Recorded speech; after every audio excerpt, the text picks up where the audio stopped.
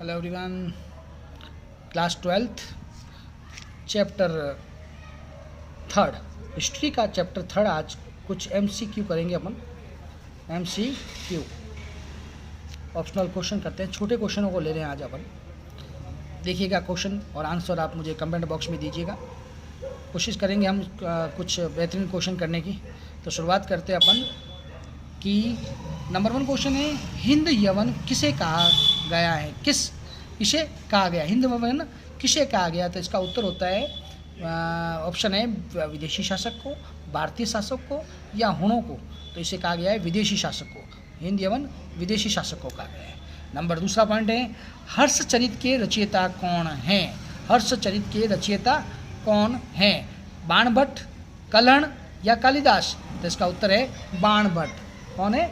Banabhatta. Number 3 सवाल है, अश्वघोष किसके दरबार में से थे? अश्वघोष के बारे में बहुत प्रसिद्ध बात है कि अश्वघोष को बुद्ध के कुछ सामानों के साथ लाया गया था।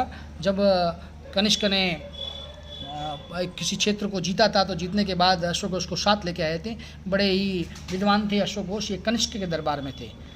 नंबर 3 क्वेश्चन है, चरक संहिता के रचयिता। चरक संहिता के रचयिता जानते हैं अपन इस चीज़ को, चरक संहिता को। चरक संहिता आयुर्वेद का एक प्रसिद्ध ग्रंथ है, उसे महर्षि चरक ने इसके रचयिता थे। 3 है, सिकंदर कहाँ का शासक था?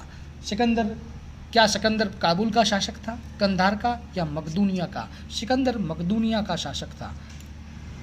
पॉइंट नंबर 6 नंबर क्वेश्चन है, सिकंदर का साथ देने वाला शासक। अब हम बात करेंगे सिकंदर का साथ देने वाला शासक। मैंने बात कही है क्योंकि जब सिकंदर ने भारत पर आक्रमण किया तो भारत पे ऐसे कई शासक थे जिन्होंने बहुत ही वीरता के साथ सिकंदर का मुकाबला किया, लेकिन कई ऐसे शासक भी थे जिन्होंने सिकंदर का आवभगत की, सिकंदर का स्वागत किया, सिकंदर की मदद की।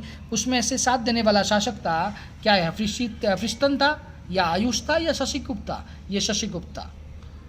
इसके बाद हालांकि एक और शासक ने भी साथ दिया था, उसका नाम था आम्बी। सिकंदर के विश्वासपात्र सैनिक का नाम था, ये मैंने ऑप्शन में डाले, शशिगुप्त, आम्बी। ये दोनों तो साथ देने वाले थे, लेकिन विश्वासपात्र सेनापति थे हेफिस्टियन और प्रदीकश। सवाल नंबर 8 है, यूनानी लेखक कौन है? यूनानी लेखक एरियन, हेनसोंग या मिलिंद पंत? तो इसका उत्तर है एरियन, यूनानी लेखक। नेक्स्ट सवाल है, राजा अष्टक की रानी थी, राजा अष्टक की रानी कौन थी? क्लियोफिस, हैत्सिंग या सोफिया? इसकी रानी थी क्लियोफिस। अगला सवाल है, सिकंदर ने पोरस पर आक्रमण किया तब उस समय कौन सा मौसम चल रहा था? सिकंदर ने पोरस पर जब आक्रमण किया तब कौन सा मौसम चल रहा था? जब वर्षा ऋतु चल रही थी। इसी कारण से सिकंदर को बहुत ही मुश्किलों का सामना करना पड़ा। उसके अलावा पोरस को भी मुश्किलों का सामना करना पड़ा क्योंकि पोरस की सेना के अंदर अत्यधिक हाथी थे। हाथी की वजह से इसे युद्ध भी हारना पड़ा था और उस समय वर्षा ऋतु का मौसम था। पोरस की सेना में भगदड़ का कारण मैंने अभी आपसे बात कही है। सिकंदर भलीभांति जानता था कि पोरस की सेना में हाथी हैं और हाथी एक डरपोक जानवर है जो ज़्यादातर पोरस के सेनापति हाथी पर बैठकर युद्ध करते थे, वहीं सिकंदर के सेनापति घोड़े पर बैठकर युद्ध किया करते थे। इसी कारण से हाथियों में भगदड़ हो गई और सबसे बड़ी बात ये हो गई कि पोरस की सेना को हार का सामना करना पड़ा। जब पोरस को सिकंदर के सामने लाया गया तब क्या हुआ था? तो इसका उत्तर मैंने ऑप्शन में नहीं दिया, इसका उत्तर अपन को लाना है। आप बता सकते हैं तो कमेंट बॉक्स में ज़रूर लिखिएगा। जब पोरस को सिकंदर के सामने लाया गया तब क्या कहा गया था? तो पोरस ने बड़े ही वीरता से प्रश्न किया कि जो एक राजा दूसरे राजा के साथ व्यवहार करे वो व्यवहार मेरे साथ किया जाए। सिकंदर बहुत इससे उत्साहित हुआ, प्रसन्न हुआ और उसने सभी जीते हुए प्रदेश पोरस को वापस लौटा दिए। उसके बाद इन दोनों में मित्रता भी हो गई थी। प्रश्न ये दे रहा हूँ, अंत में सिकंदर व पोरस में क्या हुई थी? मित्रता हो गई थी। अगला प्रश्न है, सिकंदर भारत में रहा कितने महीने? सिकंदर भारत में 19 महीने रहा। कितने महीने रहा? 19 महीने रहा। अगला प्रश्न है, सिकंदर ने भारत छोड़ा, भारत कब छोड़ा, भारत से कब गया? हालांकि जाने का कारण भी है, सिकंदर की सेना थक चुकी थी, अत्यधिक युद्धों के कारण सिकंदर की सेना थक गई। सैनिकों ने सिकंदर से प्रार्थना की कि अब वो युद्ध नहीं करना चाहते, इसलिए सिकंदर ने अपनी ये सेना लेकर चला गया। चला कब गया? 325 ईसा पूर्व। ईसा पूर्व का मतलब तो बीसी आप जानते ही हैं, पीछे जाएंगे ये। उसके बाद सिकंदर की मृत्यु कब हुई? तो 323 में, उसके 2 साल बाद इसकी मृत्यु हुई।